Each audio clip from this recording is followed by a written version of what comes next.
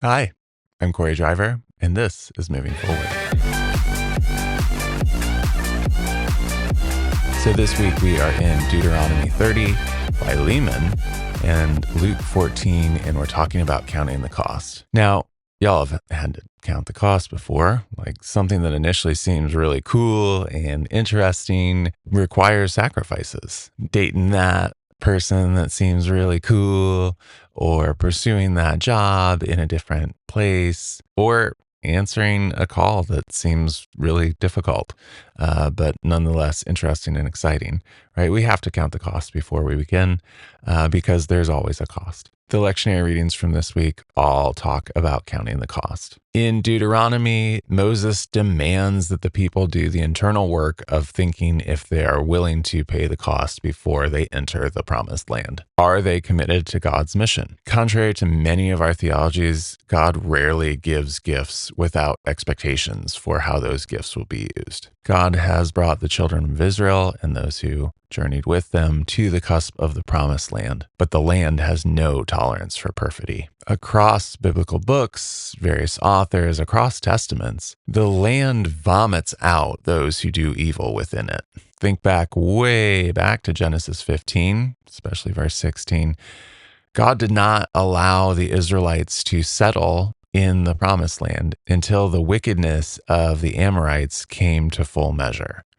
They didn't get kicked out for nothing. But once the Israelites entered the promised land, they were under the same conditions. And after centuries of idolatry and injustice, the Assyrians and Babylonians came to remove the Israelites and Judahites respectively. Then hundreds of years later, because of baseless hatred, the Romans destroy the temple and ultimately destroy Jerusalem and exile the people again. The land simply cannot stand evil treatment for long. Accordingly, at the very beginning of Israelite national presence in the land, Moses calls the people to reflect on the choices before them and to count the cost. Will they choose good and life and follow God's good life-giving commandments? Or will they choose evil and death by choosing to enter the land but rejecting the requirements for righteousness? They need to count the cost. Years later, Paul asked his friend Philemon to count the cost of following Christ. Being part of the body of Jesus meant that he could no longer hold humans as property. Onesimus had run away from his slave master, Philemon. He met Paul and began to follow Jesus. Philemon also seems to have encountered the risen Lord. And Jesus had no tolerance. He would accept deliverance and emancipation from sin and death, while at the same time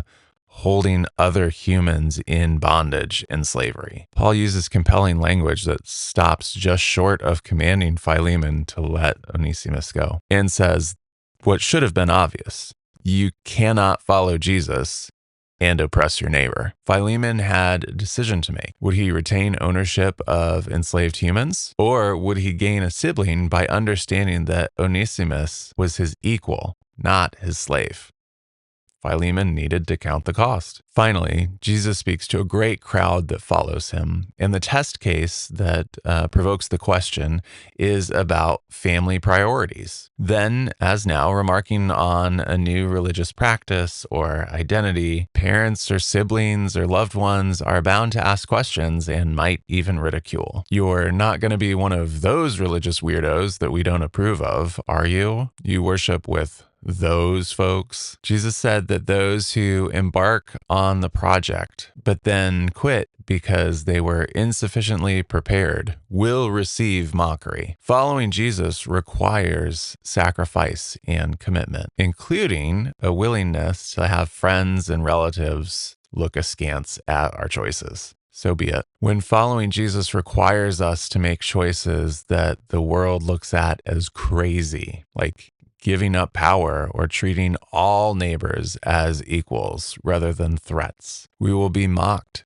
and accused of being disloyal to programs designed to worship power and denigrate people or God. Good. Let us follow Jesus and count the cost of being his disciples. Look, following God has always had costs. Rejecting other gods, choosing to pursue righteousness, which isn't easy, giving up wealth and ease and service of the poor and less fortunate, and laying down our lives are part of the cost that we are meant to count. Discipleship is difficult, and we don't do anybody any favors by pretending that's not true. Instead, we count the cost of following Jesus. After all, no one can be a disciple who doesn't give up all his things.